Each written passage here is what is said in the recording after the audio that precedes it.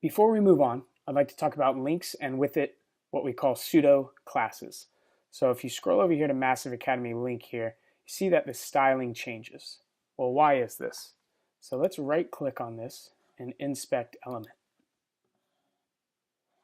And if you come over here to this little dotted line box here, you can click on hover and see how this CSS class appears right here with extra CSS. So you have an A tag with colon hover.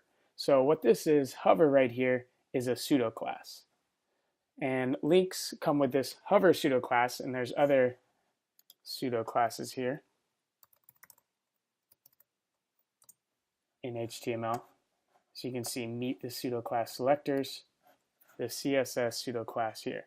And we can edit the styling of this pseudo class for this link. So how are we going to do that? Well, we've already styled links that are in a class of homepage. So we're going to add, you can combine pseudo classes with HTML selectors and classes. So dot homepage, a, and we're going to say hover. So anytime a link within a div that is class of homepage gets hovered over, these are the properties we want it to have. So we still want it to maintain that same color as before. And I also don't want it to have this underline here. So text decoration, none. And then we're going to use this opacity property here.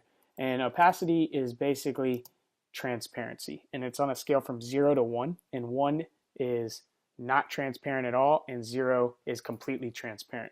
So it's just a shortcut to use to make a lighter version of the color you have. So let's save this. Now let's reload this page. So we have all our links here. Now if you hover over this link, you see no longer an underlined, and you also see a slightly lighter color, and that's the opacity coming into play. Same with down here. You also see down here that light gray background that appears because Bootstrap has already done some of that CSS for us with the button default. So button default, pseudo class hover, background color, border color, right there. All right, so now you know how to edit links and give them certain styling whenever you hover it, and you know what a pseudo class is.